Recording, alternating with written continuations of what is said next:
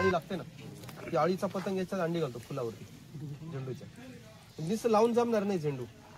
हे झेंडूची फुलं जर रेग्युलर तोडत राहायचे, नियमित आपण 3 दिवसानं किंवा रेग्युलर जसं 8 दिवसानं तोडत राहिले पाहिजे. तोडून मार्केटला न्यायचे फुलं. हे जर केलं तर मग काय होतं की त्याची अंडी आळी सगळं हे बाहेर जाईल, शेताच्या बाहेर जाईल. तर ते केलं पाहिजे बरोबर. नुसतं लावून जमणार. आता इकडं एक लाईन लावली मस्त, इकडे इकडे होती कुठे पाहिली होती, बस फुलं सतत तोडायचे म्हणजे आळीचं नियंत्रण होईल. दुसरं सूर्यफूल पण लावले काही काही ठिकाणी त्यांनी, ते पण ते आळीसाठीच आहे. ठीक आहे. मका पण लावलाय. मका आहे ना बाजूला लावलं पाहिजे. कुठे लावा मका? 4 साईडला, चारी बाजू लावला की कुठे? मका चारी बाजून जर लावला ना, बरेचसे मित्र कीटक त्याच्यावर तयार होतात मक्यावरती. मित्र कीटक म्हणजे ह्या किडींना खाणारे कीटक, थ्रिप्सला खाणारे किंवा तुडतुडे पांढरे वाशील खाणारे कीटक असतात. म्हणजे त्याला लेडी बर्ड बिटल असं ढालीचा किडा असतो ना, किंवा स्पायडर तयार होतात. ही किडे का तयार होतात मक्यावरती? तर मक्याचे जे पराग आहे ते पराग हे मित्र कीटकांचं खाद्य असतं. म्हणजे आपण फवारणी इकडे करतो मिरचीमध्ये हे ना, पण मक्याचे याच्यात किडी पण मरतात आणि मित्र कीटक पण मरतात, याच्यावर सगळं मरतात. मक्याचे परत याच्यावर आपली मदत करतात.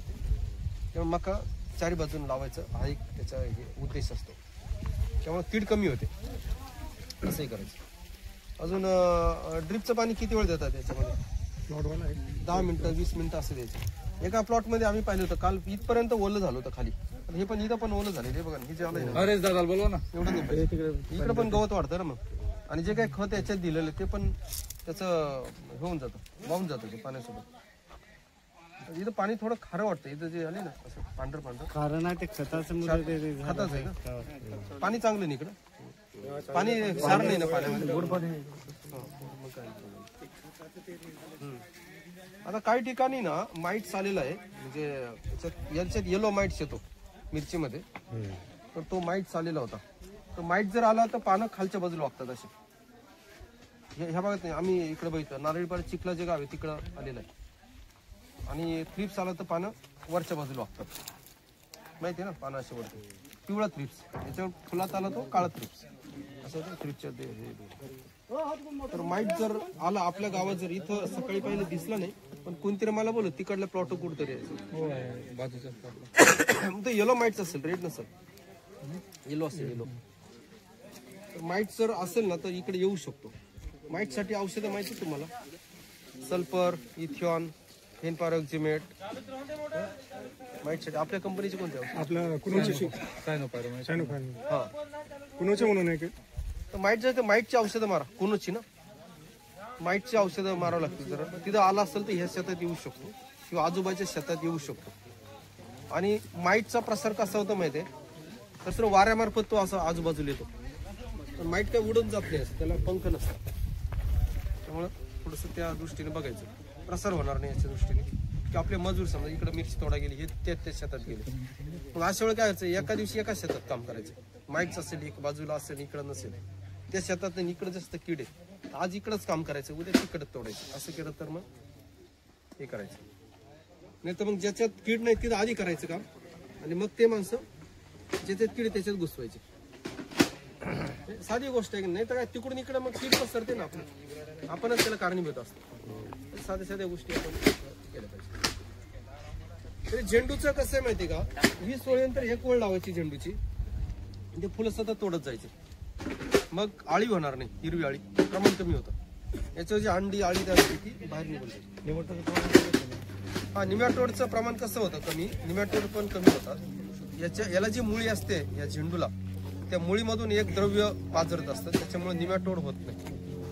तर तो एक निमॅटोडला पण याचा झेंडूचा फायदा होतो. तर निमॅटोड म्हणजे काय, कधी कधी आपल्या शेतामध्ये एखादा भाग असा असतो तिथं मिरची बारीक राहते, वाढत नाही, उंची वाढत नाही त्याची, किंवा त्याला फुलं फळं कमी येणार, असं ते जो भाग असतो त्याला ते निमॅटोडचं असतं. ते जर झाड जर उपटलं त्याच्या मुळाला गाठी तयार दिसतात. त्या गाठी असतात त्याच्यामध्ये त्या गाठीमध्ये जंत असतात.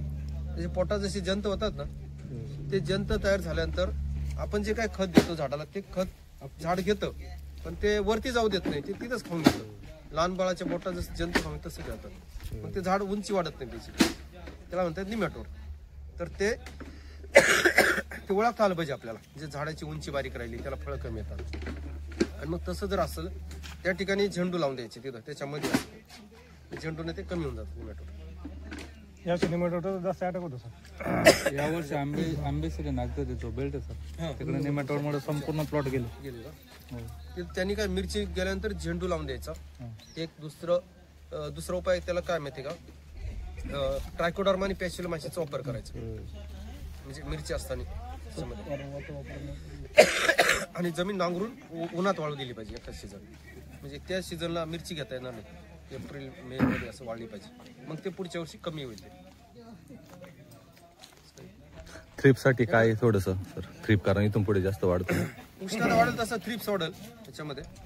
आणि थ्रिप्ससाठी तुम्हाला एक तर संध्याकाळची फवारणी, दुसरं तुम्ही जे रासायनिक जे वापरतात, आता बरेचसे रासायनिक कीटकनाशक आहेत थ्रिप्ससाठी, बरोबर. रासायनिक वापरल्यानंतर एक बॉटनिकल घ्यायचं, नीम तेल किंवा नीम बेस गरज तेल. नंतर जैविक मध्ये व्हर्टिसिलियम घ्या आणि परत रासायनिक घ्या आणि सगळे स्प्रे संध्याकाळी मारायचे. सकाळी मारायचं नाही, दुपारी नाही मारायचं, संध्याकाळीच मारायचं. किती दिवसाच्या अंतराने? आता त्याचं इंटरव्हल आठवड्यातून तुम्ही 2दा मारता ना साधारण, इकडं 4 दिवस 4-5 दिवसांनी. पण जैविक जर तुम्ही व्हर्टिसिलियम मारलं, आज मारलं ना, 4 दिवसांनी परत मारा, 2दा द्या आणि 2दा जैविक द्या व्हर्टिसिलियम आणि मग परत तुम्ही याच्यामध्ये या केमिकल मध्ये परत एक बॉटनिकल घ्या. नुसतं केमिकल मारलं तर काय होतं, त्या किडीला सवय होऊन जाते. त्याचा ब्रेक होण्यासाठी मग आपण मध्ये हे घ्यायचं. त्याचं रजिस्ट्रेशन पॉवर पण वाढतं आणि काय ना, दुसरी गोष्ट त्या किडींना ते एक रुटीन चालू होतं की त्यांना माहिती आहे हे औषध देणार आहे, सवय होऊन जाणार ते, त्यांना ते काहीच इफेक्ट करणार नाही. जैविक औषध जे आहे ना, जैविक व्हर्टिसिलियम, बिवेरिया हे आहे, असे वापरायचे. ते बुरशीजन्य औषध असतात. ते बुरशीमुळं ती बुरशी कीटकावर वाढते आणि 4 दिवसात कीटक मरतो. आता आमच्या कृषी विज्ञान केंद्रात आम्ही बनवतो, व्हर्टिसिलियम बनवतो, ट्रायकोडर्मा बनवतो, मरसाठी जे ट्रायकोडर्मा वापरतात ते बनवतो, बिवेरिया बनवतो, काही कंपन्यांचे पण येतात ते वापरतो. जैविक पण मध्ये मध्ये वापर, रासायनिक जैविक असं कॉम्बिनेशन करा. फक्त जैविक वापरल्यानंतर एक काळजी घ्यायची, त्याच्यावरती परत बुरशीनाशक वापरायचं नाही लगेच, म्हणजे 5-6 दिवस वापरायचं नाही, नंतर मग ही बुरशी मरते. व्हर्टिसिलियम वापरलं त्याच्यावर परत तुम्ही कॉपर जर फवारला केला तर ते बुरशी मरून जाते, म्हणून 5-6 दिवस ते वापरायचं, असं करायचं.